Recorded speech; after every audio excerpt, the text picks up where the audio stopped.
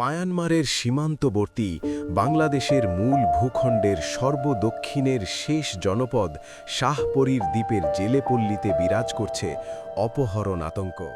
এখানে সৌন্দর্যের আড়ালে লুকিয়ে আছে ভয়। জীবিকার তাগিদে মাছ ধরতে নেমে জীবন বিপন্ন হওয়ার অনেক গল্প মিশে আছে এই নদীর জলে। ট্রলার যদি ওখানে যদি মাছ মারার জন্য যদি যায়, ওখানে এই মিয়ানমার মধ্যে মগবাগি আছে না, মগবাগিরা আমরা ট্রলারগুলো নিয়ে যাই। আরাকান আর্মির সহিংসতার ছায়া এই নদী পেরিয়ে এসে থেমে থাকেনি এখানে।